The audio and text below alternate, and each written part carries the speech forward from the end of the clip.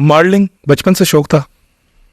मुझे अच्छा लगता था। मेरे फादर फिल्म एडिटर थे, तो हमारे घर फैमिली मैगजीन्स आते थे, फिल्मी मैगजीन्स आते थे, तो मुझे वो सब देख के बहुत अच्छा लगता था। बट मेरा वहम गुमान में भी नहीं था कि कभी मुझे इजाज़त मिलेगी या मैं कभी यहाँ पे आऊँगी इस मुकाम पे।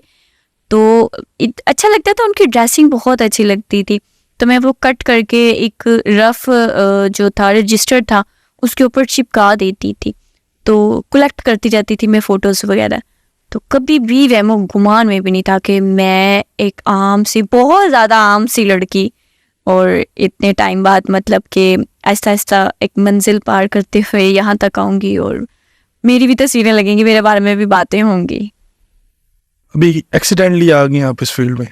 हाँ, ये कह सकते हैं। जब सोशल मीडिया मैंने ज्वाइन किया तो अच्छा लगता था दूसरों की बनी संवरी लड़कियां देख के और वीडियोस वगैरह, तो वो स्टार्ट किया। फिर आहिस्ता आहिस्ता करते करते मतलब कह सकते हैं कि मजाकन मजाकन जो है ना इस फील्ड में आई मैं, और मजाक में ही ये गाना किया मैंने बदोबदी, और मजाक मजाक में ही वो हिट हो गया। अभी वारिस साहब जिंदा आपके? नहीं, मेरे फादर की डेथ हो चुकी है। भाई हैं? हाँ, अल्हम्दुलिल्लाह। सारे वो आपकी फील्ड से राजी हैं आपसे? मुझसे राजी मेरी फील्ड से कोई भी नहीं है। मेरी बहन है एक, मेरी मदर है, वो सब नहीं है। मैं समझती हूँ कि वो सब जैसे हमारे माशरे में नॉर्मल फैमिली होती है, मेरी फैमिली वो है। बट मैं इस फील्ड में आ गई हूँ। उन्हें पहले थोड़ा सा इतराज़ था, लेकिन अब उन्हें पता चल गया कि मतलब मुझे पता है कि मेरी हद क्या है।